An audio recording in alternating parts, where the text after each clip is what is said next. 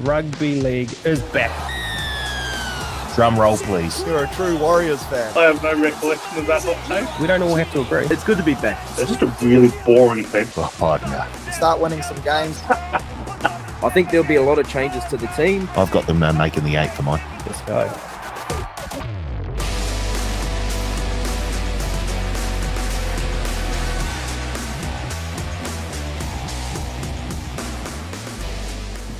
Hello, folks, and welcome back to the Advantage Line, TAB's Rugby League betting podcast. My name is Carl Tiley. This is Paul Mawate. Paul, how was your week? Very busy, thank you. Yeah, there's plenty going on. I know round 1 of NRL, but there was quite a bit going on here as well in Auckland. Yeah, there was. Champions Day. Big race Teddy would day. like to know that. Champions. You've mentioned Teddy. I had a big spiel to say why he wasn't going to be here. He's not supposed to be here. He's turned up. Look, poor performance last week. We were going to bench him, but Yeah. apparently can't be benched. Nick Tedeschi, my friend. Nick Tedeschi, how are you? It's in my contract. Carl. I can't be traded and I can't be benched. So there's no getting rid of me. Like a bad smell, there's just no getting rid of me. Way too many player options when we drew this up. Way too many. I am waiting for my $10 million offer to hit a rival bookmaker. But until then, till my 10-year deal comes up, then I'm here for good. And we've got another man in because, as I said, we thought Teddy wasn't going to be here, but more than happy to have him. He is a former NRL superstar. That is the man, Blake Ayshford. Aish, how you going, pal? I'm doing good, mate. First one for the year. Also good to know Teddy can't be traded but can be bought. So it's good to know, just put in the back of the head. Great to be here with you fellas. You're the only one who's in the back of the head. I'm one of the biggest prostitutes out there, Blake. Can be bought, sold, anything. You did say you hit record, didn't you? Yeah, we are recording. We are on. Well, I was mindful of my use of language there, Carl. So credit where it's due. Okay, we're going to get straight into this. We've got a big show.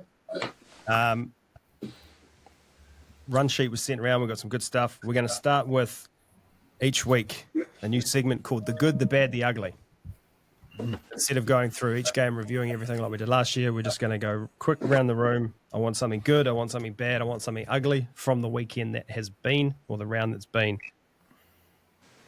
Blake, you're the new man on set. I'm going to start with you. Give me something good from round 1 of the NRL. Something good for me was that the two teams I predicted to be in the NRL absolutely showed out and showed they're the two best teams in the competition, Manly and the Storm. So it's good signs early, and I think that'll be the grand final. Nice and easy. Teddy, you got something? You never find something good. You got anything? No, this is the hard part. I'm sweet with the bad and the ugly, but the good. For mine, the good was seeing Pappenhausen and Munster back to full fitness, seeing the confidence there. Just seeing Pap take hit ups like he was. Obviously had a horrible run with injuries, and was even last year was pretty ginger throughout the year, bit standoffish maybe. He came in, was taking hit ups, was refusing to pass the ball to teammates. Open tries, like it was brilliant. Munster looking as lean and fit as ever. For mine, I know it was only the first half of football against the Eels, but they really laid a marker there. Just like, we are the team to beat this year. I'm going to come in off the back of that. And my good thing was just watching the Storm run riot over the Eels in that first half. I've gone full circle in the Storm. I used to hate the Storm, I guess, because they were always winning. But I reckon with the change, social media, you get to see behind the curtain and the players and all of that. Like, there's a lot of players in that team that I like. And I just like watching the Storm play good rugby league. Caveat, I hate watching the Storm versus Warriors.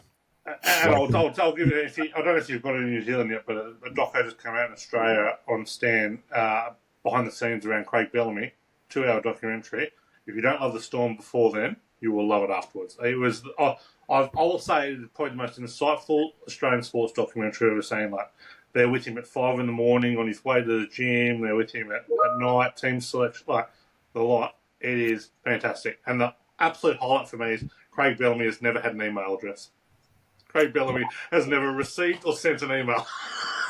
That is unreal. A man after my own heart. You're And the good. absolute highlight of the show was Craig Bellamy's a man of routine, and his bag showed up at Sydney Airport when they were all travelling, and Ellie Katoa got it before Bellamy had noticed and took it off, and Bellamy thought his bag didn't show. And the blow-ups that ensued was nothing compared to what you get in the box. Nothing. That's outstanding. We'll have to find that and watch that. Yeah, well worth a watch. You got something good from the weekend, Paul? Storm. I mean, it's already been said. I know that none of us compared notes, and we've all come up with pretty much the same good thing for round one. I said to my friends in one of the many group chats we got going on, I said, it must be nice to be a Storm fan. Oh, Just really must be nice. Yeah. All right. Something bad, Blake.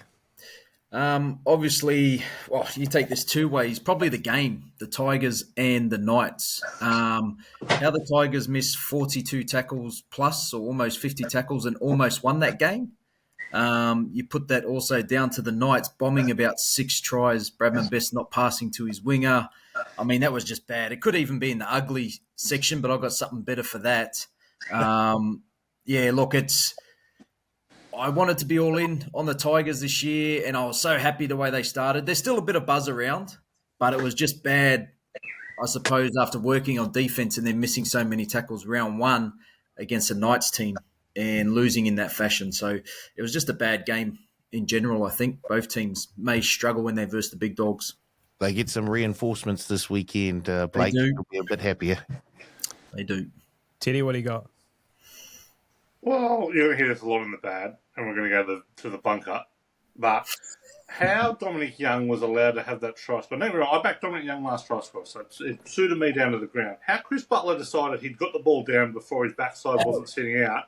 He may as well have a seat in the front row and put the ball down. Like, it was so obvious that it was not. And luckily it was 50-10 at the time and had no real bearing on the game. But that's disgraceful that that's allowed to go on. Like, it was obvious to anyone who watched it that shouldn't have been a try. And then to follow that up the next night with Bradman Best clearly throwing a pass and Casey Badger calling it a loose carry was just ridiculous. Like, you've got to clear up these obvious bunker errors, and it just requires. We went through it last year. I won't go through it again, but it just requires separate officials, a separate cast of characters to be in the bunker than on field. I think we're moving towards a live TAL for a game where we're the bunker and we just play pretend for a little bit. Can we make it a whole weekend? We'll get in the same room. We'll come to the studio, we'll do a lock-in, and we just play bunker for a weekend. That'd be fun. We could have done it in Vegas, just quietly, but anyway. Plenty of work in Vegas. Plenty of work. My bad. Also, Tigers Knights game, just in general.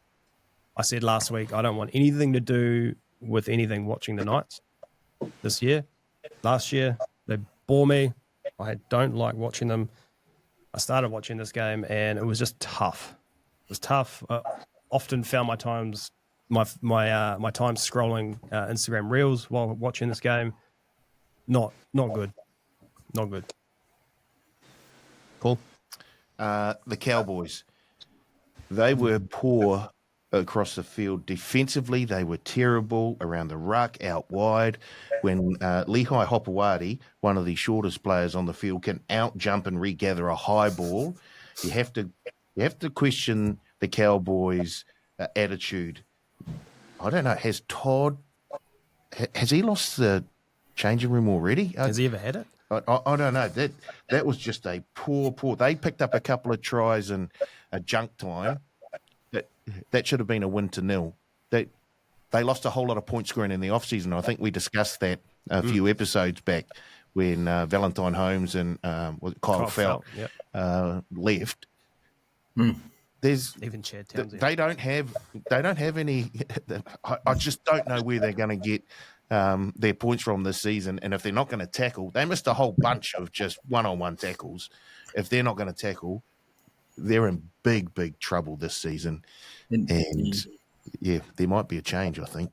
In their defence, I think Manly will do that to a number of teams this year. Yes. Yeah, that Olakau'atu is a very, very hard man to tackle.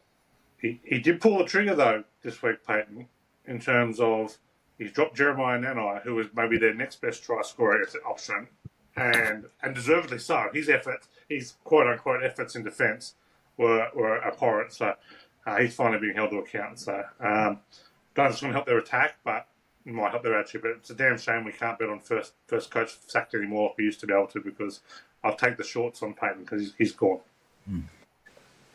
All right, and that rolls straight into the ugly. Blake, what do you got? I don't think I'd be alone here. Everyone's multis or same game multis on the weekend. Turbo, 80 games that Brookie scored 80 tries or some ridiculous stat. How Manly score 40 plus points, and Tommy Trbojevic, who is in everything, setting up tries, backing up on the middle, backing up outside. How he does not cross the white line is beyond me. That was ugly. That was an ugly 80-minute watch for all the punters who had Turbo in their multis, like this person here who had him in numerous. Yeah. Yep, there's another. It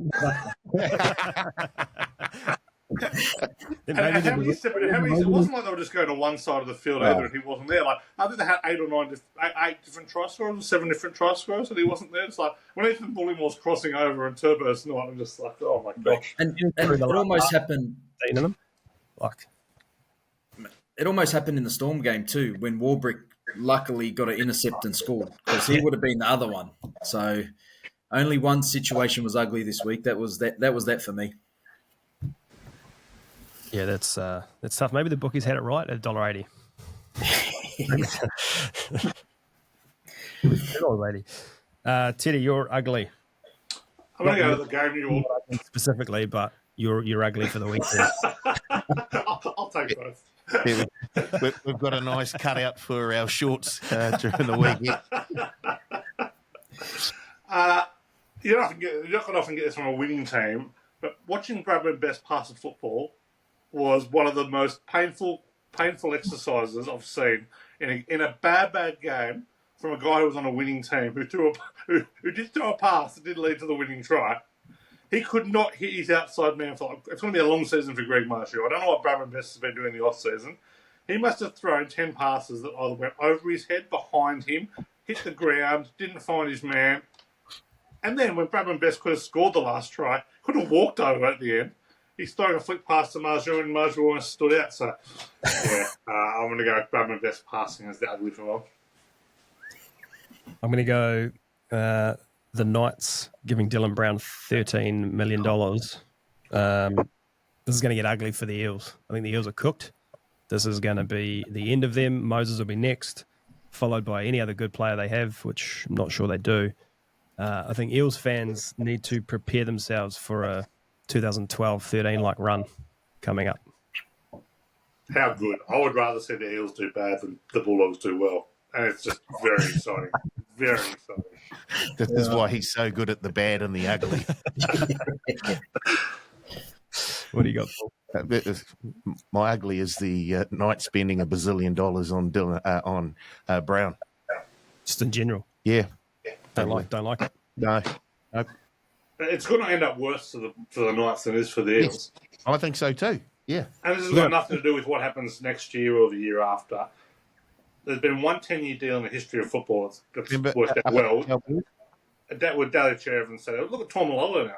They're still paying him a 10-year deal. Everyone goes, oh, his 10-year deal started before they won the premiership. No, his 10-year deal started in 2018.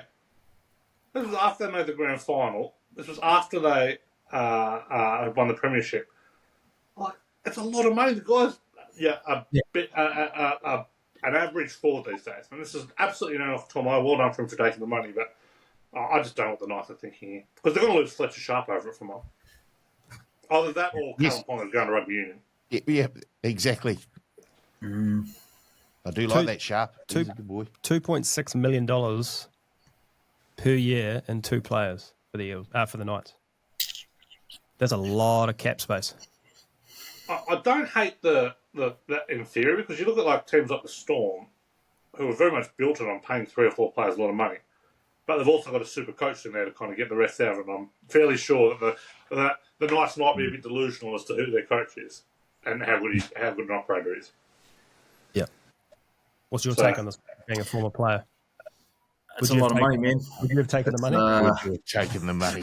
I would have taken, mate, I would have taken half of that. over 20 years. Oh, yeah. I'd still be finding a way to run around now. And then if I could for that cash. But, like, it's on Dylan's part, mate, it's a no-brainer. On the Knights, yeah. There's not a player in the comp who wouldn't have taken that deal. Exactly. Right? And with the Knights, I'm with you all. I think it's a lot of cash, but I mean, I don't see how you keep all these other young forwards too that are coming through, or a Bradman Best who's going to probably play Origin again, or a Lucas. I don't see how it works out good for the Knights. It still doesn't make me want to watch the Knights either. They are one of the least watch. If we were ranking teams in watchability, the Knights, even though they've played finals for the last 5 years, have to be in the bottom 4 for least watchable teams. Knights, Tigers, Eels, bottom 3 for me, easy. Oh, Eels are great to watch and flog week after week. All right, let's go to a betting review before we get to last week's official betting. Any personal stories we want to share, lads? We'll go around the room. Blake, start with you. Oh, I've already said mine in the ugly. I would have had a very profitable weekend if Tommy Turbo crossed that white line, and he didn't. So luckily Warbrick got me a bit of cash back and some multis the next day, but apart from that, no, that was it. Totally all round. Can't wait to hear from you. Well, I sent you a text message or you sent me one on Sunday afternoon going, need the Storm by plenty, blah, blah, blah. So, I've got a few second-game multis that will kind of get you back. Because as a better of home underdogs and unders, it was a diabolical first round. Absolutely diabolical first round. So I did have the overs in the last game, and I said to you, look, I've got 3 runners in the golf, and they're all leading. I had Sergio Garcia, I had Sean Norris winning by 4 shots in the Joburg Open, and I had Colin Morikawa. So I said, if all these 3 get up, I might be back to even for the weekend. 3 golf winners, mind you. So Sergio wins on Sunday. This is good. Wake up. Sean Norris has not only lost his 4-shot lead, he lost in a playoff by slipping over in the sand and putting it in the water in a shot that any of us could have hit. This wasn't a difficult shot. He just slipped over and just completely duck-hooked it. And then Colin Morikawa was leading into the 16th hole. And then can't drain a putt. Had the fewest yardage of putt all day for anyone. And then Russell Henley chips in from the rough for an eagle on 16 to beat him by a shot. So that was my weekend. How about yours? Hold on. What about the cherry on top? Champions Tour, Snakey. And Champions Tour. Sorry, I had 4 leaders overnight. And Greg Chalmers leading at 25 to 1 overnight and lost by a shot. And then a fantastic Kiwi gets up and wins. Oh, wait. What a weekend. Dark. Yeah. I was all on Roosters at the start of the round. Didn't go well. All in Tommy T. Didn't go well. And then the saving grace, I had a same-game multi, which I also thought I had for the podcast. Turns out I didn't. But I had a same-game multi in the Storm game. 3 try scorers. Pappenhausen, Coates, Ali Couture. Cash is inside 18 minutes. Easiest watch of my life. I texted him and I said, after Coates scored, I said, Ali Couture has got 63 minutes to score a try here. He did it in one. Gets the ball from the kickoff, fends off 4 guys and scores. Like, how good. Well, he hadn't easily watched anyone with Warbrick, who were just sick that Nick Mandy couldn't pass him the ball. What about you, Paul? I only really had one bet on the NRL over the weekend because I was concentrating on some thoroughbreds that were going around at Ellerslie. If this isn't grounds for dismissal, let's have heard it all. This is one of the most shameful things I've ever heard. I was taking more of a sit and wait approach last weekend, so I'll be getting stuck in this weekend. Don't worry, responsibly, of course. Responsibly. Okay, hit us with last week's results. Okay. There were, I will say to anyone listening, Blake and Surly did send us some tips. They were not voiced on the podcast. But However, I'm sure we're about to hear from one of those two. he messaged me, Blake, was it a day or two ago? I thought, why is he messaging me? And then I was updating the betting sheet, and I went, oh, gee, he wants to be on the show, boy. Oh, boy, he wants to be on the show. So anyway, first of all, my best bet was the Dragons head-to-head, no good. I had Ponga to score a try, no good. I went for a perfect round. Roosters plus 7.5. Knights, Dolphins, Dragons plus Manly and Storm, no good. And then my same game multi. Manly to win. Oh, no, that didn't actually win. Oh, no. Forget about it. I didn't get a win at all. Oh, gee. Oh, okay. So I'm down 102. How much did you think you won? 137.75. Oh, gee. Okay, Teddy. Roosters plus 7.5, no good. Bradman Best to score a try, no good. Katoa and Warbrick in his same game multi, good. And Roosters plus into Dragons plus, no good. Teddy lost $5.50 for the week. He is now $189.50 up for the year. What's that for? You lost for the week. You lost for the week. $5.50 is not a loss. That's a chop. Carl, Roosters plus, no good. Turbo, No try, no good. Katoa to score a try. Storm to win, under 43.5 points. No good. Roosters head-to-head. Yeah, No, tough. no good. Nearly. Minus 150 for the week, minus 7 for the year. Bop, bop, bop, bop. I like that one better. You might want to copyright that, Teddy. Surly. Manly minus 2.5 at $1.62. Boom.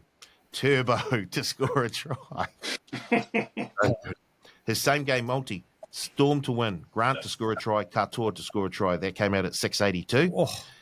And then he had a Wicked Wingers multi.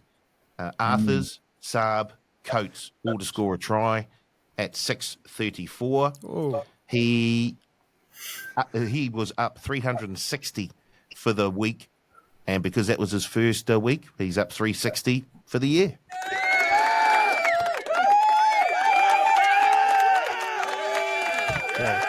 That's a long It's applause. great that the punters would have been able to follow him in because he's too good to deliver the pub.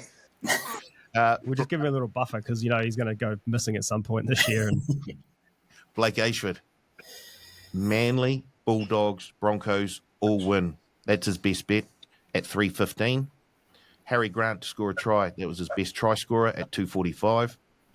Manly minus 6.5. Turbo to score a try. Hopewadi to score 2 tries. No good. Storm and Manly both to win 13 and over. Oh. That was 390.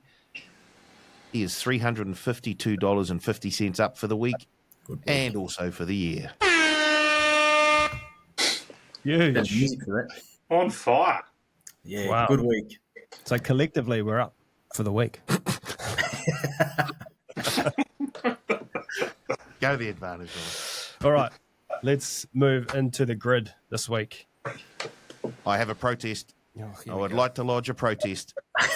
Pause the pod, go find the grid for Tuesday, 11th of March, and come back and compare your scores. Down the left, has played for the Cowboys, has played for the Warriors, has played for the Bulldogs.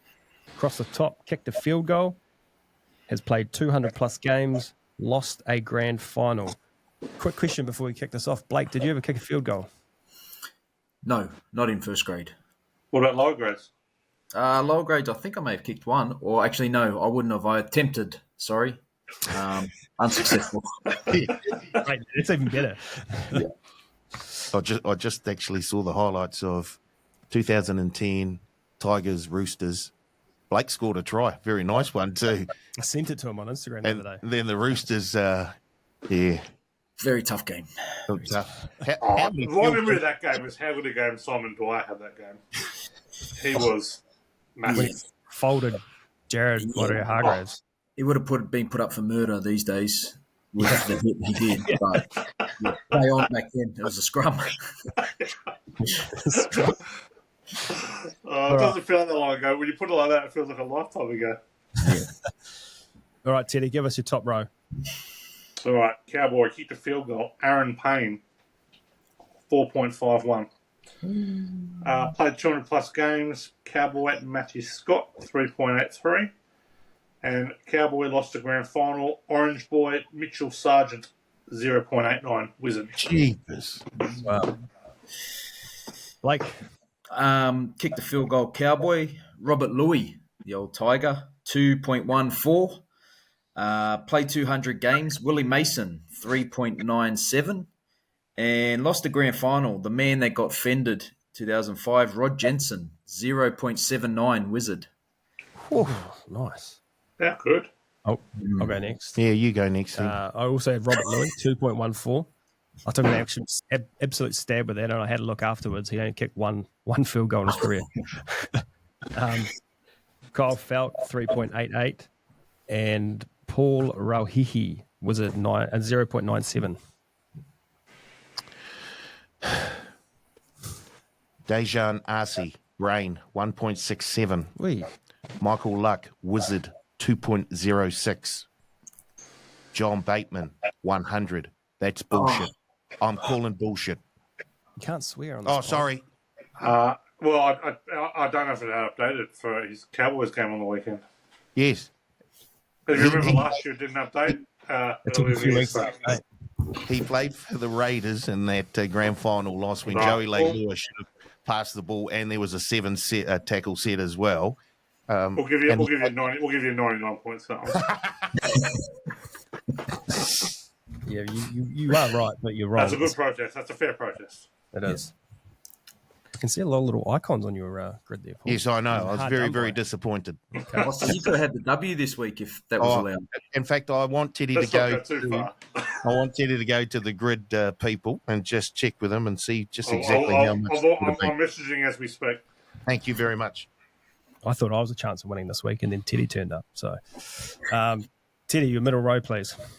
Kicked a field goal. Warriors. John Simon on the great field kickers. Wizard 0.97.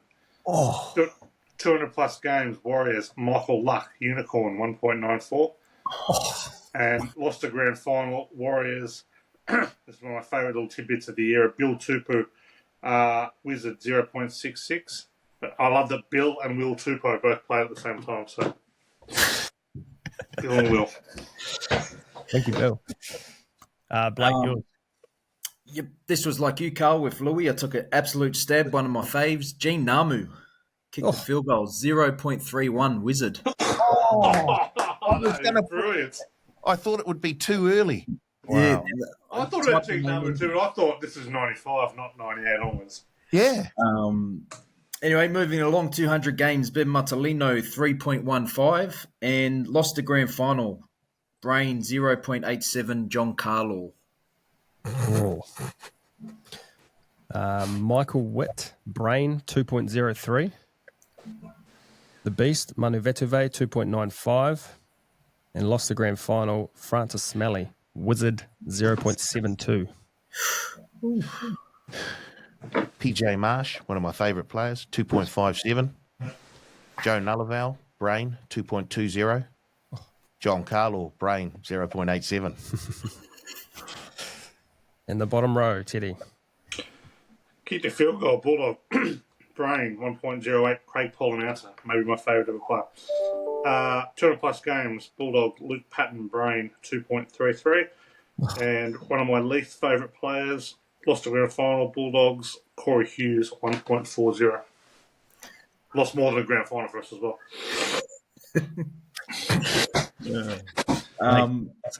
First two are the same as Teddy. Craig Pollinouter, Brain, 1.08, and Luke Patton, Brain, 2.33. And then the lost the grand final, Mitch Brown, 1.05. Well, you've got me covered easily this week. We've got to stop asking NRL players to come on the Yeah, podcast. this is not A right. lot of ex-schoolmates, ex-teammates in this grid today. I want to. Mitch Brown's a regular answer of yours as well, Blake. He's definitely one of yours that kind of slots in once a week. I want to log a protest for those taking part in the grid. I've got Brent Sherwin 3.41, Greg Eastwood 2.77, and Moses Mbai 2.17. Ben Roberts, 3.11. Greg Eastwood, 2.77. Krishnan Inu, 1.10. Oh, that's a good get. Ben Total. Roberts' days were dark days for the Bulldogs. Just thought I tipped it up here. Pity's had enough. Ben Roberts, leave me out of that. 17.6. 15.7. Oh, 21 flat. 16.3. Pending an inquiry. 16.3 plus 100. 16.3. Pending an Wah, inquiry. wah, wah, wah. Alrighty. Good stuff. We're going to move into the game previews this week. And what we're going to do, we're going to go around the horn. I want you to give me a winner, the winner from each game. I don't want point starts. I don't want margins. I want head-to-head. And then after that, we're going to go, I've picked out a game from each day that we will go through in a bit more detail. So, Knights, Dolphins. Blake, who you got? The Knights. Do you want me to tell you why or just a straight? Oh, yep, straight to. Yep, sweet. Teddy? Dolphins. I got Dolphins. Dolphins. Waz, are you all right, mate? Nah. And that wasn't sound effects. Warriors, Eagles. Like Manly. Teddy? Warriors. Warriors. Manly. Get out. That's Oh, that's what tipped you over the edge with more. yes, exactly. None of the other stuff, Teddy. You used to showing up late, not doing his work properly. All that's forgiven. Just because the wires, you're out. Panthers, Roosters. Panthers. Panthers. Panthers. Dragons, Bunnies. Dragons. Dragons, Morals. Ooh. Dragons. Dragons.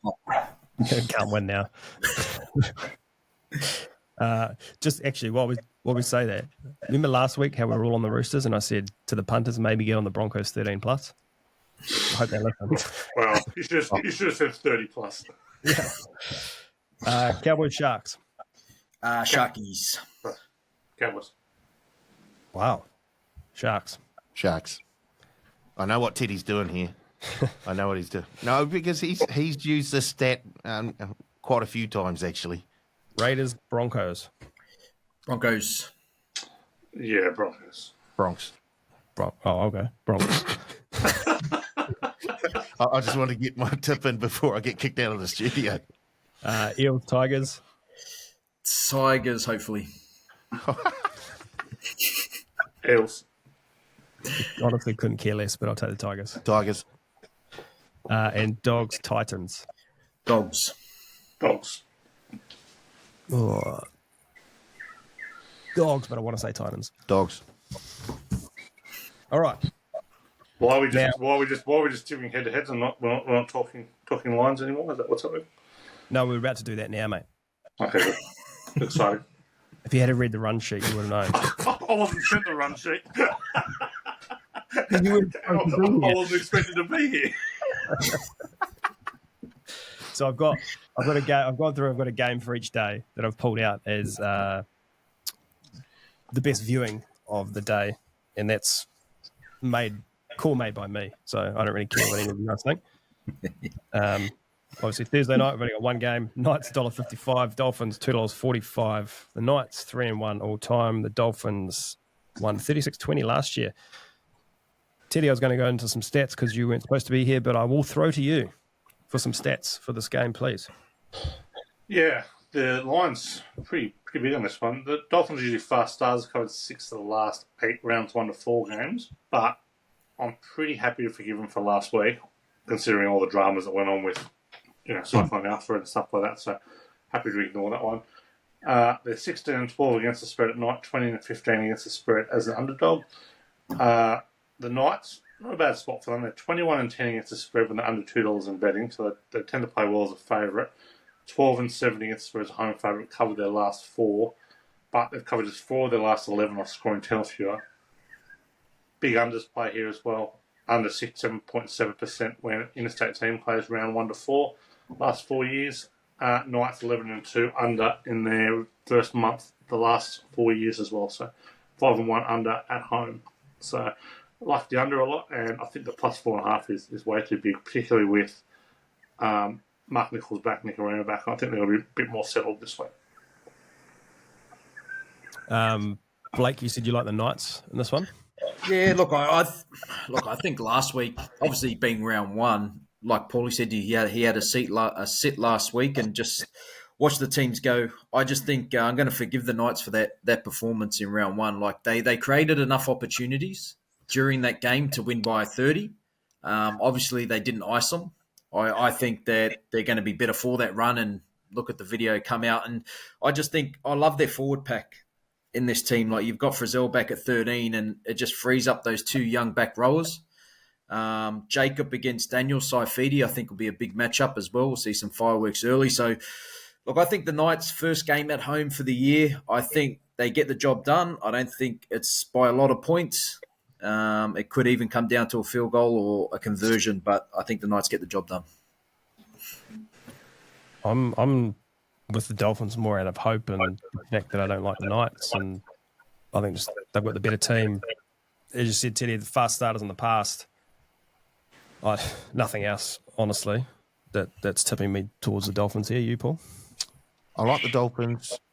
I like it because I think Nicarima is a big in for them. In fact, they improve off that. I agree with Teddy. Let's just forget the first round. There are a whole lot of other things going on off the field and I thought they put up a bloody good performance against the Bunnies in that first round. I think they'll miss. I did like that back row, Fini Fuiaki. I just like the way that he was going about his business last week. They'll miss him a wee bit with concussion. It was really good to see Tom Gilbert get through a game. He looked very, very good. And I think Plath, those three players, I think they're going to form a very, very dynamic force as we get deeper into the season. So I'm looking for a big, big plus from the Dolphins this weekend. There's a power play here. Dolphins to score 12 plus points in each half at $3.40, which looks very juicy for mine. Teddy, anything else you want to add to this game? No, I just want to comment on the way, maybe the style that the Dolphins played last week, and probably got them in the back end of last year as well. They've got a lot of attacking weapons, and they tend not to use it till it's too late. For mine, they play a very conservative style of football. They were way too conservative against South. When you see Jaden Sullivan at centre, you've got to run absolutely everything at him all day, and not just when you're on the line, kind of from coming out of your own half, all that kind of stuff. So I thought they were far too conservative with the weapons they've got. And I think they've got to open their shoulders a little bit this week going forward. Nice. All right, Friday, no surprise, we're going to look at the Warriors paying $3.05 against Manly, $1.38. Warriors are 8.5 point outsiders. The total was 48.5. Manly have won 3 of the last 5. There is a 22 draw in there. Teddy, what else you got? Big home underdog spot here for mine. Early season, home underdogs first month of getting at least 4, cover 65%. Usually a good angle. Beating favourites in round 1 who are an underdog in round 2. Usually a very good bet. Teams off a win of 13 or more in round 1, covered as 44% the opening 4 rounds. And teams are scoring 40 plus in that same period, covered as 40%. Knights, fast starters last year from a betting point of view, covered 9 of 13 rounds 1 to 4 games. Manly. Warriors. You said Knights. Sorry, New Zealand. Okay. Sorry, Warriors. And the Warriors have covered 4 of 6 as an underdog at Mount Smart. Manly covered just one of 5 as an interstate favourite. 5 of 16 as a favourite away from Brookie, and 2 of 9 as a favourite of 6 or more away from Brookie. So nice spot here for the Wars to get it right. Bit disappointed that you're stuck with the halves pairing. Yeah, I would like to see Tamara and Metcalf go around, or try Harris Tavita at the 7, and you let Metcalf in more of a running situation. But yeah, we're stuck with what we're stuck with. I would just hope that this Warriors tactic of keeping the ball out of Roger Tuivasa-Sheck's hands as much as possible can go away, because he's a great player and you need to get him. He needs to be touching the ball a lot more than he is, and in a lot better position. Like, I saw you wincing when Teddy mentioned the halves there. I don't want to knock the Warriors or Webby, because Webby's God and in Webby we trust. But if the Warriors as a team and our halves don't put in a performance this week, win or lose, like just a really strong performance, changes have to be made, right? Yeah, you'd think so. Definitely, first game of the season at home. With Metcalf, I can understand. Look, 20 games in NRL, let alone 1 or 2 as a half. He needs to get back to running the ball, and that will create all his ball playing opportunities that he wants to do as 7. With Chanel, I heard all preseason that it was going to be Tamati Martin, and then obviously that last trial when they beat the Storm, I don't know how much they took out of that, but they obviously started with Chanel, and I don't know whether that got him the gig for round 1. But look, I'm happy to sit on them and just think that round 1, I don't know, they were just out of sorts. I think they do cover this week, and the only way I think you can beat Manly is really get into a physical battle up front and just dominate the middle, because Manly are at best when they're playing off the front foot and being allowed to spread the ball. The Warriors cannot allow as many offloads as they did against the Raiders, or they cannot allow themselves to lose the middle of the field, because if that will happen, then I think this could be another bloodbath. But I'm tipping the Warriors, their players to bounce back. I'm tipping Barnett and Fisher-Harris to play bigger minutes. And that was according to the game. I think if all goes well, as I think it will, it'll come right down to a field goal like we saw last year. You mentioned the forwards there, Paul. I think you look on paper. Oh, they've For got mine, a the forward Warriors pack got them that can. covered. Yes. And if you look at the Canberra game, I think the pack sort of, when Fisher-Harris and Barnett were on the field, I think they shaded that Raiders pack, and they created a platform for the backs to actually do so. Now, the backs couldn't actually do anything with it. I'd like to see... I'd like to see the halves, one of the halves running it a wee bit more, because he's a really, really good when he's running with the ball in hand, and he puts the defensive line in all sorts. But yeah, I think it goes back to basics again. Once again, let's set that platform with a good forward base, and then, agreeing with Teddy, get the ball to RTS, because he does things that are really, really cool. So, yeah, it's not all doom and gloom, and I agree with Teddy. I think the plus 8.5, and they've drifted since opening up as well. I think they were 7.5 when they first opened these lines. They've drifted out to 8.5. I think that's too much. Yep. I'd love to see a bit more of Aaron Clark as well. I thought Aaron Clark was fantastic. And I think he offers a bit of that versatility around the ruck. He can throw a pass, ex-hooker, and kind of play that Isaiah Yeo role a bit, but also like not shy of having a run and getting in the middle, works his backside off. So I love when he was on. I thought the late, I think they started Jackson Ford ahead of him in Vegas. I just think you start with Clark, maybe bring Ford on for a bit of impact. Yeah. And that contact up front, they're going to be going crazy, like Jazz Tavanga and all that are going to be looking for things. Paseka, those big boys. You put Aaron Clark in there, who loves a little bit of, the rough stuff. I totally agree. I reckon it'd be good to have him at 13 to start the game. I think there's a shout to bring Healy onto the bench over Jackson Ford, in my opinion. Gee, he's got to get his chance soon. Oh yeah, boy, oh boy, he really was good for Cronulla, and that's what I mean. If they don't put in a performance this week, I think Tamate and Healy come straight in. They have to. Anyway, I'm a little concerned, and you get with a lot of coaches who just belligerently stick with their first thought. And I think a lot, for all the knocks on, or not knocks, but for all the plaudits that go with Bellamy and Clear, they're always very quick to make changes. But they are not people who belligerently go and stick with a half pair that's not working, stick with players that aren't working. They'll happily chop and change their side. Wayne Bennett does it all the time. Wayne Bennett, I think, first game last year, dropped to Zaya Cattell. Yep. And also he played like, so I think, and it's too early to tell with Webster, but I think, if you've made a wrong call, that's fine. You make calls. Not everything's going to be right. Just repair it quickly. Don't go down a path where sticking with a half pair that aren't working for 8 weeks has cost you your season. That's what gets coached into trouble. Just be open to your thinking, and if it's not working, go and change it. So you mean we could drop someone on this pod if we wanted? If they're not contracted and don't have a no trade clause, sure. Whatever happened to that guy? Next one into Sunday. Game I've picked is the Raiders, $4.25. Broncos, Saturday. Broncos, $1.22. Two big round one winners. The Raiders are 12.5 point outsiders. The total's 50.5. My next note, home underdogs early in the season, ... Teddy. I don't understand how this line is so big. There's not a lot of numbers to really support. 12.5 is a massive line at home. The Raiders won round one. The Raiders not only won, they look very impressive. Now, I know there's no Savage and I know there's no Joe Tapine, but Albert Hopewadi is back. He's no Savage, but, he's a first grader. So, and, Josh Papali will come in and start for, there was young Matty Nicholson coming for them. So I don't think they've lost a massive amount of this.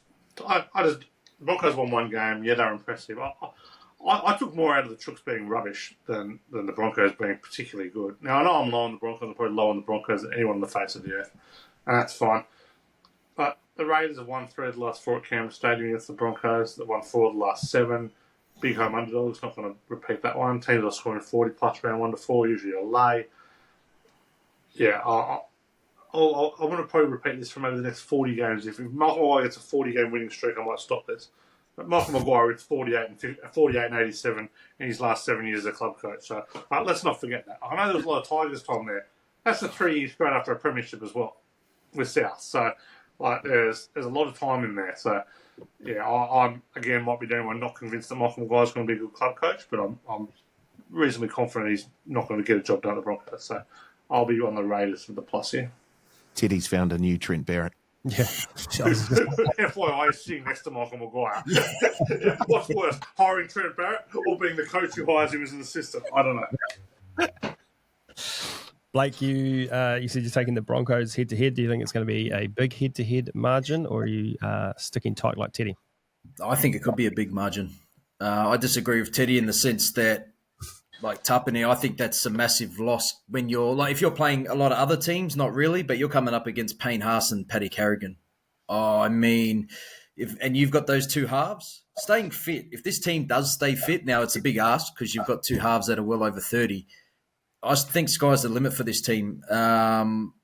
With Payne Haas and Carrigan setting that platform, imagine just being, you talk about the halves, you need go forward. You've got two of the best laying the platform for you, but then you've got two people who have seen everything there is to see in rugby league, have been in there for 15 years, know what defences do, their IQ's at a whole nother level than most halves around. I love everything about the Broncos, to be honest. I think this could be anything down there. I think the Broncos run away with it.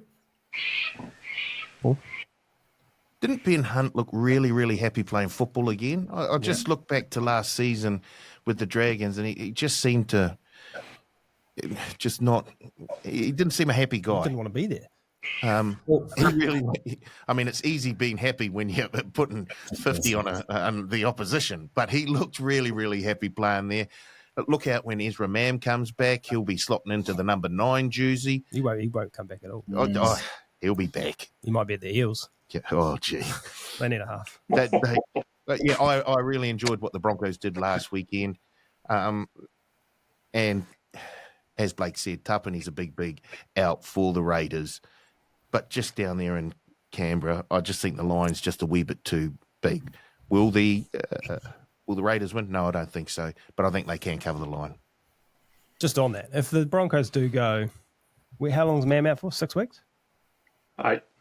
8 weeks. Well, okay, let's say they're 6-2, 7-1 by the time he comes back. There's no way he's coming back into the halves. Well, I should, because I'll give you a tip: 2 35-year-olds aren't going to survive the season. So Yeah. I wouldn't.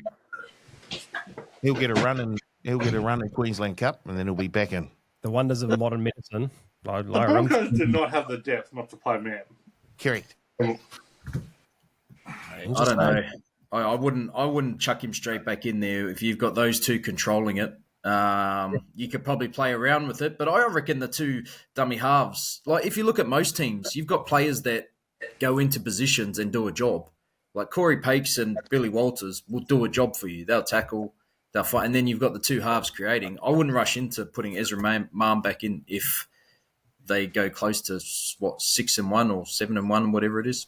If we go back to that grand final loss to the Panthers, if the Broncos hold on, he's probably the Clive Churchill winner. Oh, absolutely is. Yeah. So you cannot leave him out. I don't know. A lot of big takes being taken from one game of football. A lot of big takes from one game of football. I had them missing the 8-2, Teddy, and I've been telling people all week, and they're looking at me like, I don't know about you. So I'm still not unhappy with the bet. Last game we're going to look at in detail. Teddy, you like this. The Dogs, $1.36 against the Titans, $3.10. Dogs, 8.5-point favourites. 46.5 is the total. In the last 5 games, 5 of the last 6, one team has scored at least 30 points in this fixture. Little fun fact. What else you got, Teddy?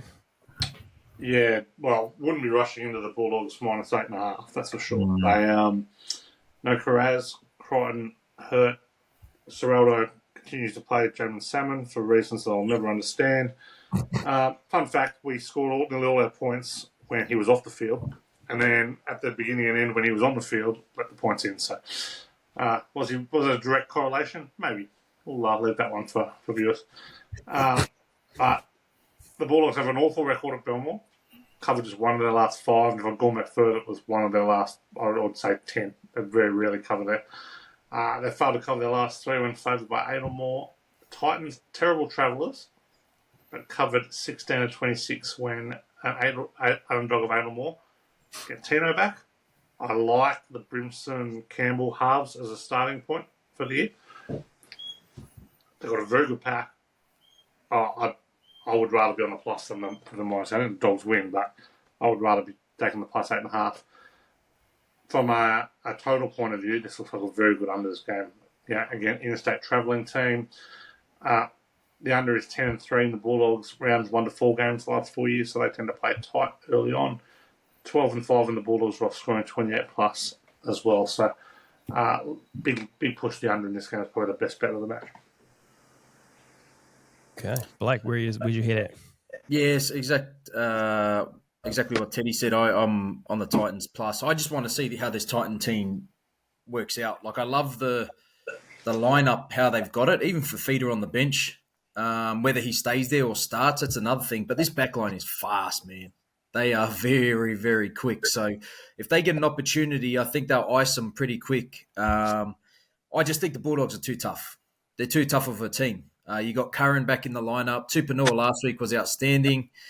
They've just got people, their forward pack, they get through their work and do a job. So I think the Dogs get the win. But once again, I'm so excited about this Titans team. I reckon you probably jumped a year too early, Carl. They might do something this year if they start to get going. With all the youth they've got, you just never know.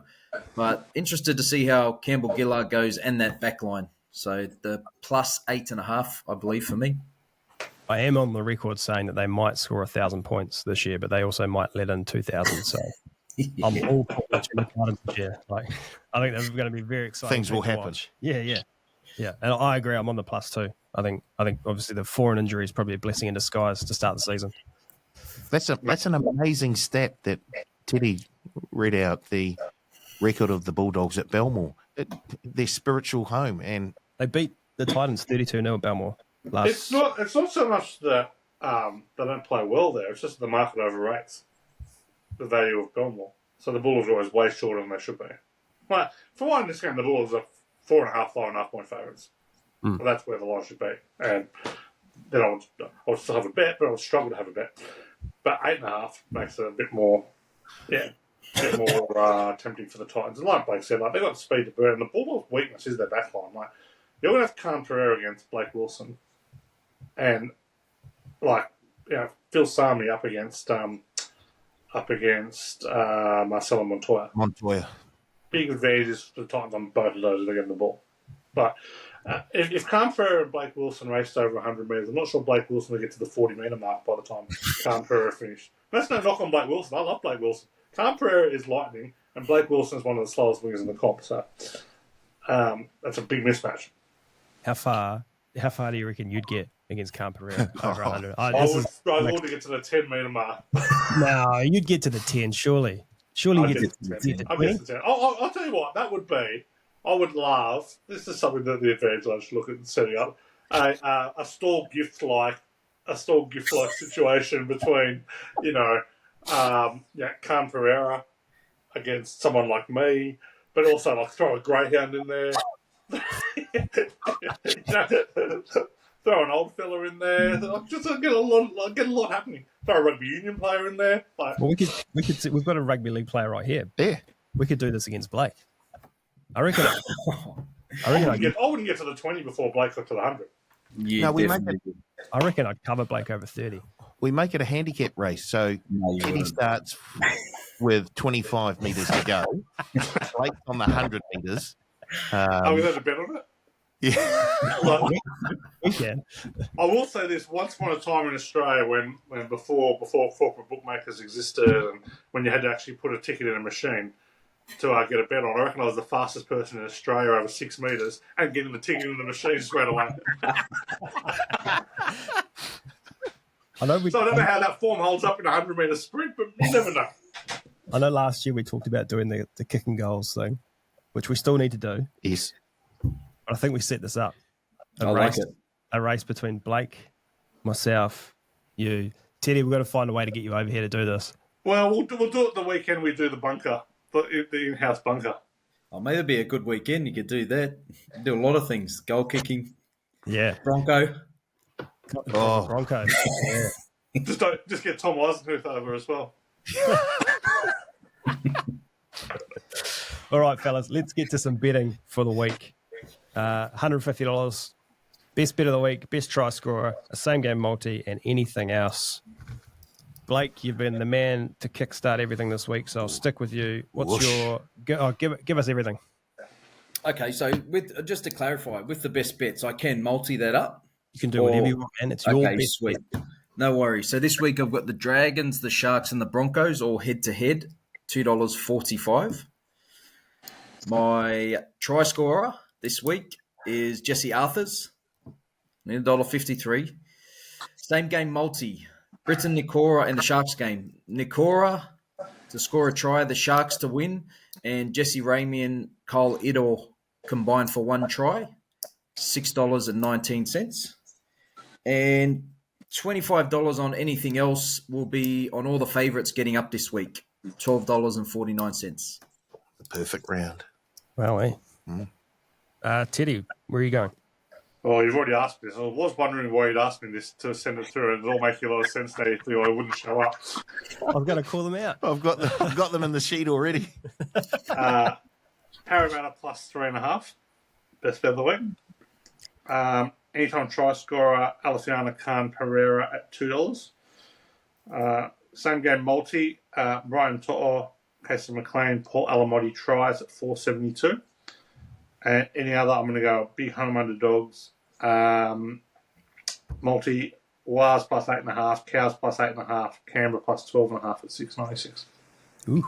Can I just say, Alofiana Khan Pereira is $1.88 to score a try. Of course he is. I'll tell you what, I'd love you to chime in, Paul, once when the price increases.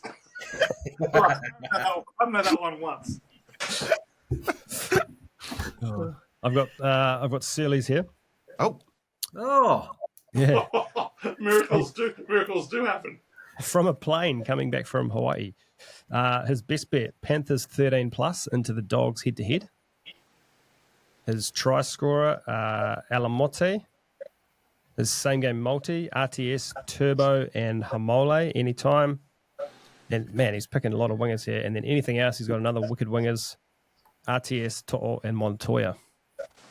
So he's got almost every winger in the comp covered this week. Do you want to go? Best bet, Dolphins head-to-head, $2.45. Shit. Try scorer, Haumole Olakuatu at $2.55.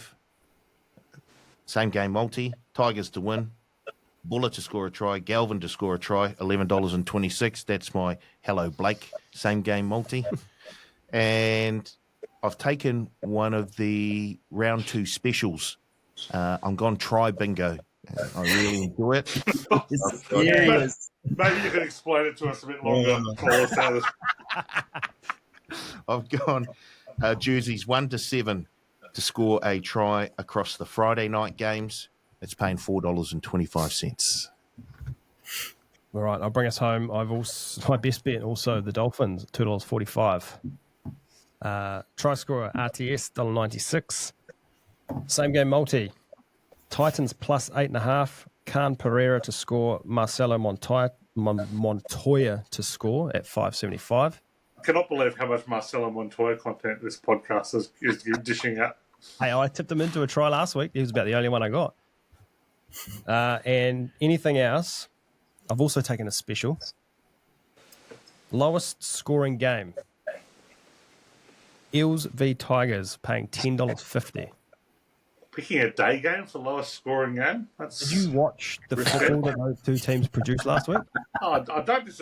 I'm not. Well, I'm disagreeing with you, but yeah, it was very bad. But there's plenty of nighttime games without good teams playing as well. The total was at the 50.5 in that game. I think it'd be Just lucky. on the totals. What about the rise in the totals this week? Oh yeah, Like it's taken that shift from the 42 to 46 range. They're all 49, 50 points. Like, this is a massive week to get on the unders. So. Curacao, that's what you said last week. big in for the Tigers. Buller at the A back. lot of things last week, Carl. They'll score some points this weekend, the Tigers. Yeah, but I don't know if the Eels will. No, they They may can still not. score 20. This could be 20-0, and it's Best still of the going to week. be Best of the week. The mighty Parramatta Eels. Can't tell you how much that makes me sick to say. All right, Oh, well, fellas. they can't win the comp though, Teddy. They lost They by cannot win the comp. So, That was I think Already the got first round in history where two teams conceded 50 in round 1 and had a line put through them. And the Cowboys were lucky not to have 50 put on them as well because what was it, 40 after about 50 minutes. I was very disappointed last week at the Storm and Seagulls queuing it back so well. I was hoping to see some real record numbers. That's exactly what they did. Yep. Well, that'll do us. We almost kept it under an hour. Oh, Look how good a run sheet, just run it I off. can't look at the run sheet, Carl. I haven't been sent the run sheet. I can't look at how good it is, how bad it is. I can't look at anything. Hey, Teddy, are you here next week? Just clarifying. I can confirm I am here next week, yes. You got that? It's too late. I've already Organise roped someone in else. Sealy. We've got a 4-ball next week. That'll do us, Blake. Thank you very much for joining us, mate. Really appreciate it. thanks, fellas. I'll see you in 2 weeks. I think I'm rostered back on. So, please and please. Yes. We're going to need you in a month too. Teddy, hey, good to see you, pal. Great to be here. That was unexpected for you, and looking forward to continuing to be here as of the no trade clause and the no drop clause. Find that contract on the way out and see what. it's with the Nathan Cleary's barely a first grader comment. Hard to find. Paul, strong shift as always. Yeah. We'll be back next week. Thank you to the punters, and as Paul said, we will be back next week on the Advantage Line.